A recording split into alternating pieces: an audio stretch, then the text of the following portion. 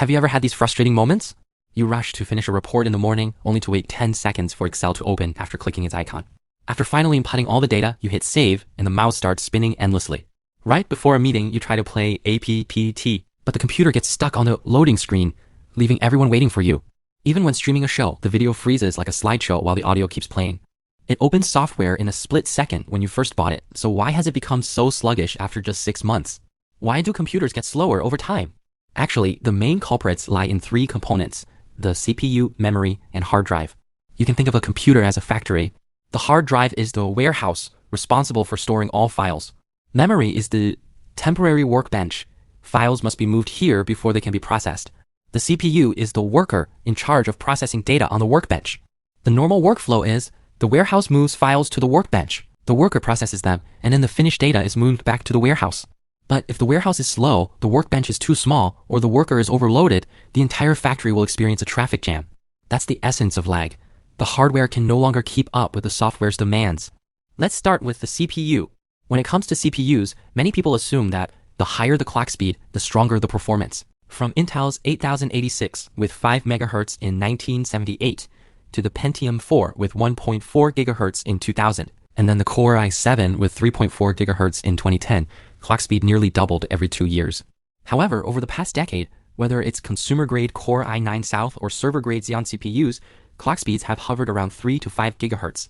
Why has clock speed stopped increasing? Has technology hit a standstill? No, it's the laws of physics that have held us back. Higher clock speeds lead to extreme heat generation. The core of a CPU's clock speed is the frequency of the clock signal. With each clock pulse, the CPU completes one basic operation. Theoretically, a higher clock speed means more operations per unit time. But in reality, increasing clock speed causes the CPU's power consumption and heat generation to rise exponentially, not linearly. A CPU's core consists of billions of transistors, each acting like an electronic switch. It opens when powered and closes when power is cut off. The higher the clock signal frequency, the faster these transistors must switch on and off. But transistor switching isn't instantaneous. During the transition from off to on, the current briefly enters a semiconducting state, which generates additional switching loss. When clock speed exceeds 3 GHz, the switching frequency becomes so high that switching loss surges exponentially, and all this loss is ultimately converted into heat. For every 1 GHz increase in clock speed, power consumption and heat generation nearly double. For example, the early Pentium 4 could get hot enough to cook an egg when its clock speed reached 3.8 GHz. Trying to push it to 5 GHz would make it impossible for cooling systems to handle the heat. Quantum effects and leakage current at advanced process nodes.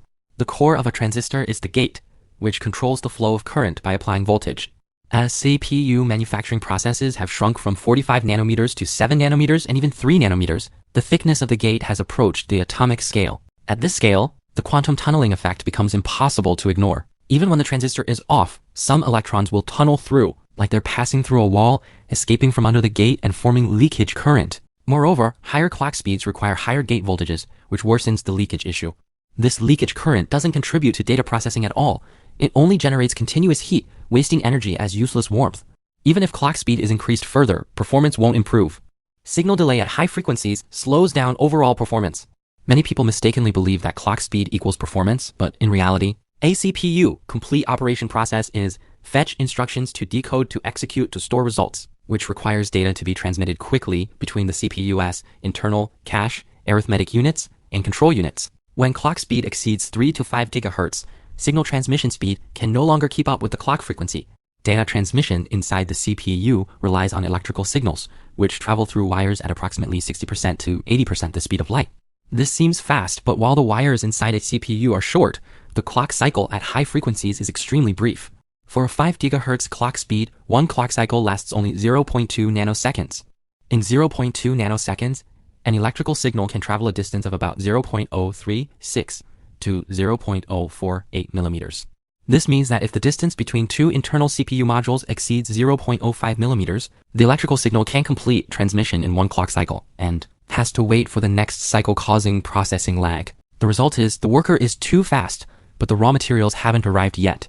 The CPU is left waiting for data, and a higher clock speed becomes useless. So the increase in clock speed has hit a ceiling. That's why in recent years, manufacturers have stopped competing over frequency and instead focused on core count and energy efficiency. Next, let's talk about memory. Memory can be understood as a desktop workspace All the software, web pages, and videos you open are stored here. The larger the desktop, the more tasks you can handle simultaneously. If the desktop is too small, you'll have to constantly rearrange and move things around. When memory is fully occupied, the system activates an emergency solution called virtual memory. Simply put, it allocates a portion of space from the hard drive to temporarily act as memory. The problem? Hard drives are hundreds of times slower than memory. Take a common scenario. A computer with 4 gigabytes of RAM running a messaging app, 3 browser tabs, and Excel at the same time. When you click Excel's Save button, the memory is already full. So the system moves the browser's temporary data to virtual memory. If you then switch back to the browser, the system has to move the data from the mechanical hard drive back to memory, a process that can take 3 to 5 seconds. During this time, the browser will show a white loading screen and the mouse pointer will occasionally spin. This is the delayed lag caused by virtual memory. Worse still, modern software is becoming increasingly memory hungry. In the past, Windows 7 only used a few hundred megabytes of RAM when starting up. Now Windows 11 uses 2 to 3 gigabytes right after booting. Chrome used to take up 300 megabytes for 3 tabs. Now, a single tab can use 800 megabytes. Add Excel to the mix, and the memory will be full in minutes. At this point, even the most powerful CPU will be left waiting idly. That's why upgrading memory is often the most immediate way to speed up an old computer. Then there's the hard drive. The hard drive is responsible for storing all files, the operating system, and software. Turning on your computer or launching software essentially involves retrieving files from the hard drive. The speed of the hard drive directly determines the waiting time for these operations. Early computers used mechanical hard drives, HDD. An HDD requires a physical read-write head to search for data. It's like flipping through a thick dictionary page by page to find a word, which is very slow. The key wearable parts of an HDD are the read-write head and disk.